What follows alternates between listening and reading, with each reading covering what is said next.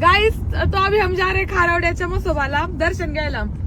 कौन कौन है? Baahubali, Ram Ram Ram Ram Ram. Here is आमचा driver means मेरा भाई. इधर आमचा डग्गू गड्ड्या आईचा गड्ड्या गाईच.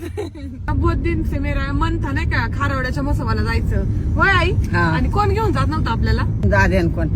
हा ना गाईज, स्वतः फार गोव्याला हिंडून येतो ना. आम्हाला स्वतः खारवड्याचा मसोबा दाखवता त्याला.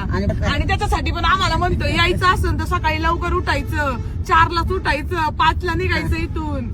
हा आमच्या संघ असं आणि गोव्याला हिंडाय 4-4, 5-5 दिवस चालते. त्या दिवशी गाईच आम्हाला सोडून मित्रांसोबत गेला खारवड्याच्या मसोबाला आणि आम्हाला म्हणला तुम्हाला घेऊन जातो. मागच्या रविवारी वगैरे नटून. गाईस डग्याला असताय रे. गाईस डग्या गेंगार काय गाईस. गाईस भाऊ डायरेक्ट आमच्या आईला खवायचं आई. आई बिचारी त्यांना घरदार काल माझ्या मावसा आल्या त्यांना सांगायचं माझ्या संगले भांडत. गाईस तुम्हाला एक दिवशी मी आईची भाऊची भांडणं ना गपचूप रेकॉर्ड करून दाखवत्या कसे भांडतात. म्हणजे क्यूट भांडणं, अशी डेंजर वाली नाही. गाईस आमची आई इज व्हेरी डेंजर आणि आमचे भाऊ इज व्हेरी गरीब. होय भाऊ? आईला डेंजर आहे ना? सारखी भांडते ना तुम्हाला? गप्पा बाबा ह्याच्यावरून भांडणं सुरू करतात तुम्ही. मला दिसला तुला नाही दिसला. नाही ग पण दिसलेला दिसला. आजी चमत्कारी. आजी चमत्कारी गाईस. टनल मेसेज अरे गाईस किती भारी झालंय आपलं पुणे राव. कसलं भारी दिसते बघा. ओहो गाईस नाव वी आर इन घाट.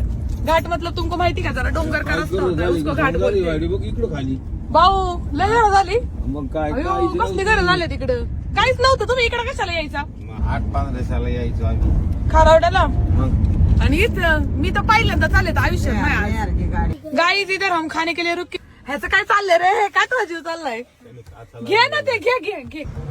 जरा मॅडम जाऊ दे तिथं बघ ना.